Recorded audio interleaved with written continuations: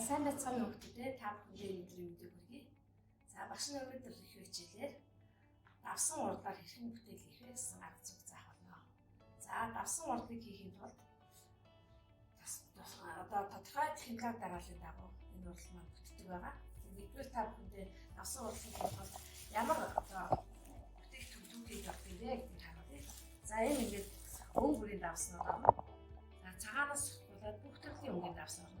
Ямар бүтээл орлох гэж байгаагаас шалтгаалan одоо өнгө болсон байдлаар ч хийж байна. Энэ бол одоо тухайн хүний өөрийнх нь зохиом шийдлээс шалтгаалх юм аа. За бид нар энэ давсыг бол зүгээр яг амьдрал дээр хэрэглэдэг давсаар хийх бол бас болохгүй. Тэр маань бас тусдаа юм технологитой барьцуулах хэрэглэдэг. Бас тусдаа юм орцтой ийм давс юм байгаа. За тэгээд мэдээж бас өнгө оруулах бодог ийм хэрэгтэй байгаа. За дараагийн шатны яд гэхээр бид нар энэ гоё давсаараа бид нар бүтээл хийхин тулд хэв ашигладаг. Ийм силикон юм байна. За энийг одоо лаан урдл, ус төрлийн урдалч бас ашигладаг юм байна. За энэ хэвэн дотроо давснаасаа бас сайн чивжиж өгөөд за пэйжэнд 2 минут болгоод за 2 минут болгоод гаргаж ирэхээр гарч ирсэн хэм маань бүтээгдэхүүн маань ийм их байдалтай харагдана. За энийгээ бид нэр хэмнээсээ салгаж аваад цааш нь зохиомжтой өгсгөрч одоо янз бүрийн гомск бүтээлүүд хийх юм аа. За тэгэхээр багш нар өнөөдрийн хичээлээр яг нэг одоо техникийн дараалал нь эхлээд одоо ямар дараалалаар яваад хамгийн сүүлд нь ямар бүтээгдэхүүн болдог юм бэ энэ талаар алхам гаргасан заая гэж бодож байна. За хамгийн түрүүнд эхлээд бид нэр давсныхаа өнгийг сонгоод за тэгээ хэвээ сонгоод ямар бүтээл хийх гэж байгаагаас шалтгаалж хэвээ сонгоод. За жишээ багш нар өнөөдөр лааны суурь гэдэг юм хэвийг сонгож авлаа. За лааны суурь хийхэд бол ямар өнгө сонгох вэ гэдгийг бас тэр хүн өөрөө тооцоолон бодсон байх хэрэгтэй. Ямар юмтай бас калорицуулж бүтээлээ одоо хийх гэж байгаасаа шалтгаалж лааныхаа суурийн өнгийг бас тохиолж болно гэсэн. За тэгэхээр багш нар өнөөдөр та бүхэндээ ийм цагаан өнгөний давсыг өөр өнгөтэй хашуулан лааны суурь урлах. За энэ алхмыг эхлэе. За тэгэхээр энэ давс маань өөрөө барьцлуулагчтай учраас ихтэй хэвэнтэй маш сайн чигжиж өгнө. Аюулгүй ажиллагааны төвлөрөө баримтлан бэчтэй ажиллана. За мөн нэг удаагийн бэлгийг заавал гартаа хийж үрж хэрэглэх байгаа. Бүтээгдэхүүнээ ургахтаа анхаарч ажиллах хэрэгтэй байгаа. Яхаа. За энэ дан цагаан өнгөөр хийхээр бас тийм юм болоо гэж бодлоо багш нар оранж шар өнгөтэй хийж өгдөө. Гэхдээ нэг анхаарч зөвхөн давсан бас жоох юм хүлээлэг чиглэл байх хэрэгтэй. Жохон чиглэлтэй байж илүү барьцалтаж өгнө. Хэтэрхий их чиглэлтэй явах нь таагарна. За бас хэтэрхий хуурай байж байгаа. Тэгэхээр багш хийхээсээ өмнө энэ юугаа чиглэл өөрөө тохируулж өгнө гэсэн. За ингээ маш сайн чигжиж өгнө. Чигжиж өгөөд доошоо жохон дундахаар дахиад давсаа нэмж өгнө. Ингээд хэртэйгээ яг чицэн болгосон тохиолдолд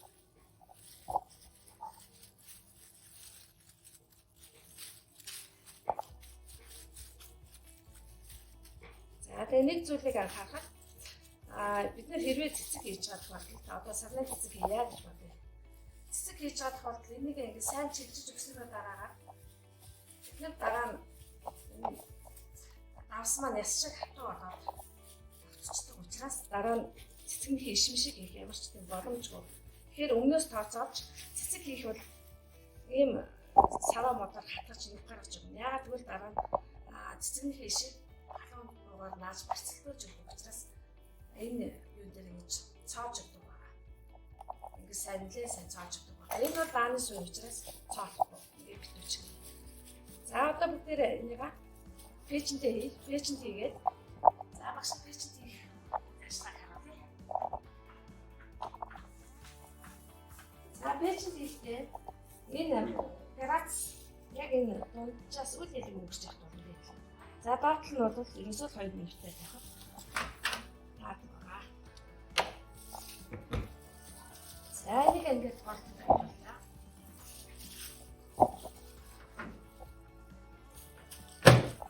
За нэг 2 минут байлаа. За энэ гарацаа маш сайн анхаарах хэрэгтэй. Тэгээд мөн аюулгүй ажиллагааны дүрмээр ажиллаж ажиллана. Яг л цэцлэн ажиллаж гарцж байгаа. За энийг хэвлэлийг хүлээж авах арга бүгдээрээ одоо бэлэн болсон хэвнээсээ бэлтцээ яаж гаргах вэ? Үзье. За одоо жишээ нь энэ багш нь баар хэвлэлсэн. За баар хэвлэхдээ мөн адилхан. Энэ цэцэгний доотлыг багш нь цоож өгөх хэлсэн. Энэ баараа бас цоож өгөх. За энэ хоёр цоосон зүйлээ хооронд нь яах вэ? Цэцэгний хийш болох энэ бэлтцээ ашиглаад ингээ хооронд нь нааж өгдөг байна. Тийм учраас өмнөөс нь эхэлж одоо хийхээсээ өмнө пэйшент хийхээсээ өмнө цоож өгдөг байгаа. Энийг анхаарал. За энийг хэдүүлээ хэмнээс гаргая. Энэ одоо бидний амьдрал дээр одоо ашигладаг цэцэгний баар, жижиг баар байна. Энийг багш нь ашиглаж туршиж үзсэн баар гэсэн чинь энэ болж ирсэн. Энэ силикон баар олдох байсан учраас энийг одоо олгож ашигласан байна. За одоо энэ маань нэг боомсоо цагаан баар боллоо. Энэ цагаан баараа хэвлээ. Дараа нь цэцгийг огсорч одоо харуулнаа. За энэ цэцгийг та нарт яах вэ? Одоо хэмнээсээ гаргах юм бол энэ чинь өөрөө ийм сунтгай ийм зөөлөн силикон учраас ингээ хөрцөө хойно гарах юм бол ямар ч эвдэрл гэмтэлгүй юм. Халуунд нь гарах юм бол эдгээр маань одоо хийгэрч авахч гарч ирэх гэмтэх ийм бас эрсдэл байдаг. Тэргээ тооцоолоо. За ийм хөрхөн боомсог цэцэг гарч ирлээ. За ингээд өнгөний уусгаад дан ингээд цэгэр байснаас үзүүрэн цагаан байр бас ингээд хөөрхөн харагдаж байгаас тэгэхээр өнгөний зохиомж бас бодолцох хэрэгтэй. За одоо энэ дотроос би ийм цэний ягаан цэцэг бас та нарт гаргаж үзүүлье. Энэ маань ингээд хэвнээсээ нэлээд том цэцэг учраас маш сайн сунамтгай юм сэлгэн байгаа. За энийг ингээд гаргаад ирэхээр ийм хөөрхөн боомсог жижиг цэний цэцэг гарч ирж байна. За одоо бүгдээрээ хэдүүлээ нөгөө токонд хийсэн зүйлээ. Пэйшент хийсэн зүйлээ гаргаж ирье.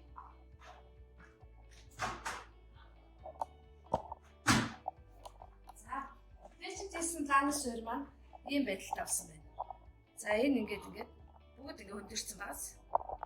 За энийг жоохон хэсэг хугацааны дараа гаргахгүй маш шалган байдаг учраас гараа одоо түлэх аюултай. Тийм болохоор ганц 2 минут түлээ. Тэр хооронд багш нь одоо бэлэн болсон цэцэгнүүдээ хооронд нь хэрхэн уусарч бүтээл за багш нь одоо та бүхэндээ хамгийн сүүлчийн алтан буюу одоо бэлэн болсон бэлтцүүдийн хооронд яаж зохиомжтой бүтээл хийх вэ гэдэг талаар хэлж өгье.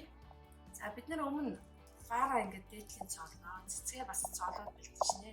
Би ч тийгээс өмнө хэлсэн байгаа. Тэгэхээр одоо энийгээ хооронд нь хэрхэн одоо эвлүүлж наагаад бүтээл болгох талаараа гэж хэлж өгье. За энэ халуун буутай ажиллахтаа маягтай ажиллах юм байсан байж ажиллаарай. За энэ ингээ халуун буутай цаавар хийлээ. За энэ цэцэгний зорилтын жишээ уушрууллаа. За мөн энэ цэцэгнийхээ доотлын үгээ цаагаад өргөж өглөө. За тэгээд энэ жишээ ингэж хийж байна. За жишээ урт бог нь яаж хийж байгаа тэр бол тоон хүний өөрийн зохиом шийдлээс шалтгаална. За дараа нь мэдээ цэнгэр юм чи хоёлаа одоо эсрэг талд нь хоёлаа цэнгэр хийчихээ. Тэгээд дараа нь намын ногооноо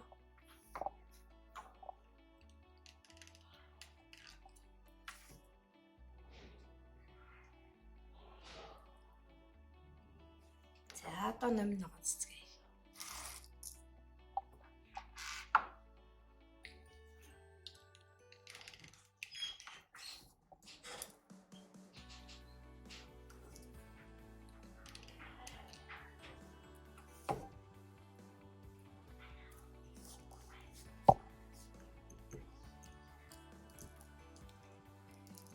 Иш маань өөрөө жоох юм туйлдсан юутай учраас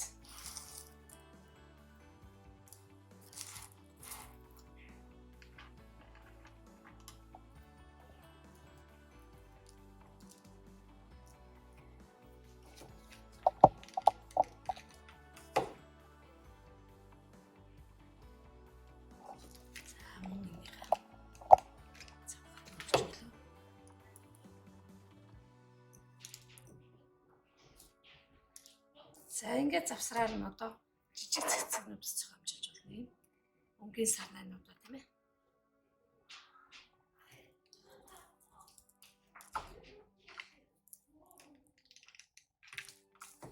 За тухайн хүн өөрөө ямар цэцэг хийх шийдсэн байна. Тэрнийхээ дагуу өөрөө зохиомжлон хийж болно. Баараа бас ямар том хийх юм уу жижиг хийх юм уу бас өөрөө шийдэж болно. Тэгэхээр бидний амьдрал дээр хэрэгэлдэг цэцгийн баарыг бас ашиглаж болох нэ гэдэг анхаарал хааж байна.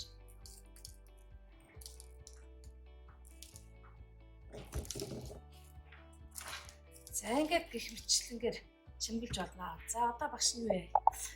За энэ шар шуугаагаас зохиомжтой тавьж гэж бодож байна. За энэ мөн цэцгийн одоо доогтой суурийг ашигласан байна. Энэ дээрээ одоо энэ ийм хоёр янзын шар шууг ингээд зэрэгцүүлээд ингээд чимгэлж байна. За шар шууг маань ихэд мэдээж хамгийн гол шар шууг нь нүд хэрэгтэй. Тэгэхээр ийм зовоод нүд ашиглаж байна.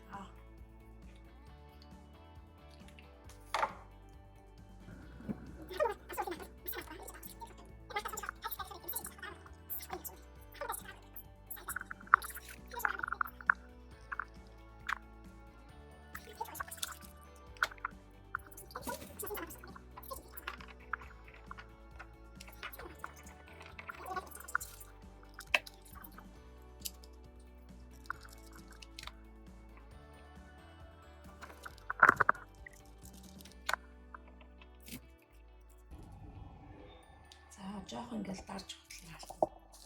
За тэгээд мөн ийм бэлэн навчаар бас чимгэлж болно. Энэ бол одоо тухайн хүний өөрийн зохиомжлол байна. За гэх мэтлэнгээр ингээд давсан урлаа бэлэн болгож болно. За одоо бүгдээрээ энэ хийсэн лааны суураа эвнээс гаргаж үзвэл энэ одоо хөрцсөн учраас энэ силикон бол маш сайн ингээд сундаг байна. За ингээд гараад ирсэн. За бидний өнөөдөр хичээл дээр хийсэн лааны суурь маань ингээд одоо гараацсан хөрсөө байна. Гарах гэдэг ийм эвтэй болоод ийм ууссан өнгөтэй бүр ингээд зохиомжлолтой гарч ирсэн. За ингээд өнөөдөр хичээл бас сайхан болж байна. Ингээд анхаарал тавьсан та шиг баярлалаа. Авсан урлагаар энэ зүйлийг өнгөтэй л болж. За өөрөө хоббигоо олон их хөгжүүлээрэй гэж та бүхэнд хүсэж